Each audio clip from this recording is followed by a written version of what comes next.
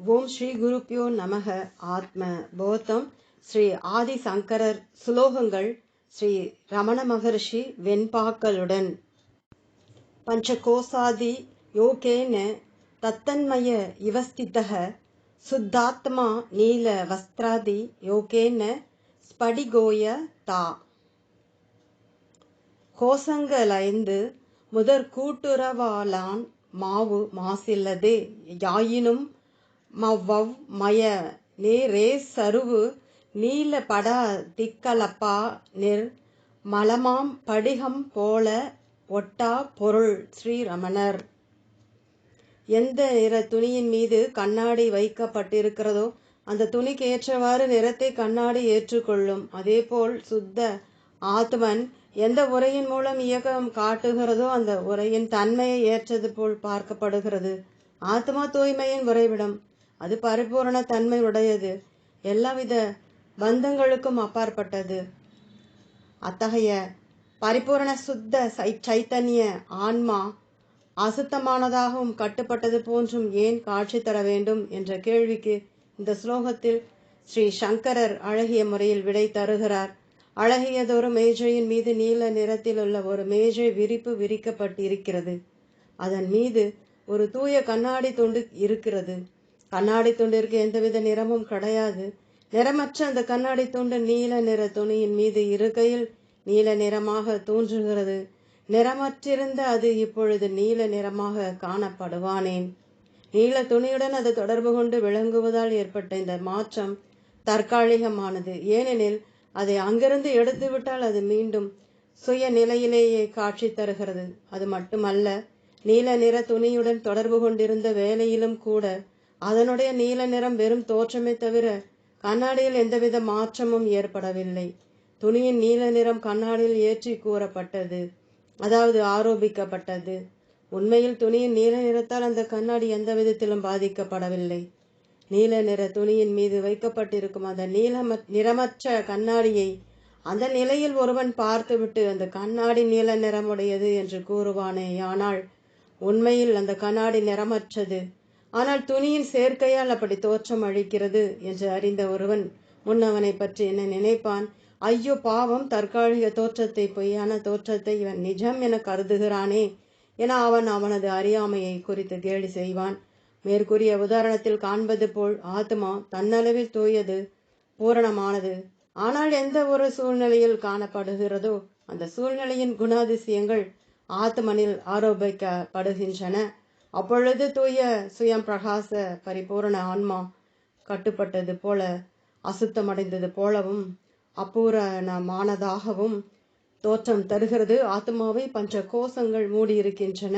பஞ்ச கோஷங்களால் அது மூடப்பட்டிருக்கையில் அந்த கோஷங்களின் தன்மைகளால் ஆத்மா மலினமடைந்தது போல தென்படுகிறது. கிணறு ஒன்றில் சுத்தமான தண்ணீர் இருக்கிறது. ஆனால் பார்வைக்கு தண்ணீர் தென்படவில்லை. ஏனெனில் அந்த தண்ணீரை பாசி படலம் மறைத்திருக்கிறது. அந்த பாசியை நீக்கினால் அதன் கீழ் உள்ள சுத்தமான தண்ணீர் கண்ணுக்கு புலனாகிறது. அதுபோல் ஆன்மாவை சூழ்ந்திருக்கும் பஞ்ச கோஷங்களின் காரணமாக அது களங்கமுடையதாக தோன்றுகிறது. அது வெறும் தோற்றமே அன்றி உண்மை அல்ல. இனி ஆத்மாவை மூடியிருக்கும் அல்லது சூழ்ந்திருக்கும் அந்த பஞ்ச கோஷங்கள் யாவை என காண்போம். அன்னமய கோஷம், பிராணமய கோஷம், மனோமய கோஷம், விஞ்ஞானமய கோஷம், ஆனந்தமய கோஷம் என்பவையே அந்த பஞ்ச கோஷங்களாகும். அன்னமய கோஷம் என்பது நமது ஸ்தூல உடல் ஆகும். இது அன்னம் உண்பதால் விருத்தியடைந்து அன்னமின்றில் அழிவுறும் தன்மையுடையது. இதை நாம் ஆன்மாவை மறைத்திருக்கும் வெளிவுரையாக கொள்ளலாம். தோல், இரத்தம், மாம்சம் ஆகியவற்றால் ஆன இது முன்னும் இன்றி பின்னும் இன்றி இடையிலே தோற்றத்திற்கு வந்தது என்பதுடன் அடிக்கடி மாற்றங்களுக்கு உட்படும் தன்மையது. இத்தகைய அன்னமய கோஷம் ஆத்மனிலிருந்து முற்றிலும் வேறுபட்ட குணங்களை உடையதாதலால் அது ஒரு காலம் ஆத்மாவாக முடியாது. அறியாமையில் உழல்பவன் மாம்சம் நிறைந்த இவ்வுடலையே ஆத்மா என நினைப்பான். அது தவறாகும். அடுத்ததாக கர்மேந்திரியங்கள் 5உடன் பிராணன் சேர்ந்து பிராணமய கோஷம் ஆகிறது. அன்னமய கோஷம் பிராணனுடன் சேர்ந்து செயல்புரிவ வல்லதாகிறது. இந்த பிராணமய கோஷமும் ஆத்மாவாகாது. இனி ஞானேந்திரியங்கள் 5உடன் கூடிய மனமே மனோமய கோஷம். அறியாமைக்கு காரணம் மனமே ஆகும். மனம் செயல்படில் உலகம் தோற்றத்துக்கு வருகிறது. மனம் நசித்தால் அனைத்தும் இல்லாததாகிறது. ஆகாயத்தில் சிதறி கிடந்த மேகங்களை காற்றானது ஒன்று சேர்க்கிறது. பிறகு அதே காற்று திரும்பவும் அவற்றை பிரித்து விடுகிறது. அதை போலவே இல்லாத ஒன்றை இருப்பதாக நம்மை கருத செய்வதும் இருப்பதை இல்லாததாக என்ன செய்வதும் இந்த மனமே. எனவேதான் சஞ்சலத்தன்மை வாய்ந்த மனதை அடக்குவது யோகத்தின் அடிப்படையாக கருதப்படுகிறது. பிறப்பு இறப்பாகிய பந்தத்திற்கு மனம்தான் மூல காரணம். இந்த மனோமய கோஷத்திற்கு ஆதியும் அந்தமும் உண்டு. இது மாறுதலுக்கு உட்படும் தன்மையது. எனவே இம்மனோமய கோஷமும் ஆத்மாவாக முடியாது. அடுத்து 4வது வருவது விஞ்ஞானமய கோஷமாகும். 5 ஞானேந்திரியங்களுடன் கூடிய புத்திதான் விஞ்ஞானமய கோஷம் எனப்படுகிறது. ஆத்மனை மூடியிருக்கும் இந்த உரையை புத்தி உரை எனலாம். இதில் புத்தியும் அகங்காரமும் அடங்கியுள்ளன. அவை 5 ஞானேந்திரியங்களின் துணை கொண்டு இயங்குகின்றன. நான் இந்த செயலை செய்கிறேன், நானே இதனை அனுபவிக்கிறேன் என்று நம்ம என்ன செய்வதெல்லாம் இதனது வேலையாகும். இதுவும் ஆத்மாவாக முடியாது. இறுதியாக ஆத்மனை சூழ்ந்திருக்கும் இறுதி உரை ஆனந்தமய கோஷம் ஆகும். அதனது இயல்பு ஆனந்தத்தை அனுபவிப்பதாகும். இது ஆனந்த உரையாகும். ஜீவாத்மன் இதன் மூலம்தான் சுஷுப்தி அவஸ்தையின் போதும் சாத்வீகமான செயலின் பலனை அனுபவிக்கும் போதும் இன்பத்தை அனுபவிக்கின்றது. இது பிரகிருத்தியின் ஒரு மாறுபாடாகும்.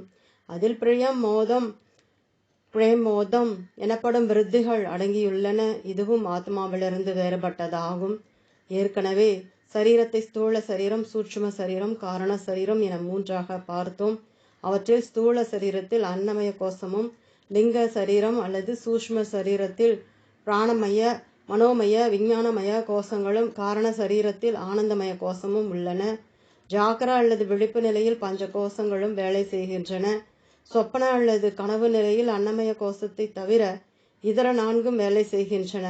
சுஷுப்தி அல்லது ஆழ்ந்த உறக்க நிலையில் ஆனந்தமய கோஷம் மட்டும் வேலை செய்கின்றது.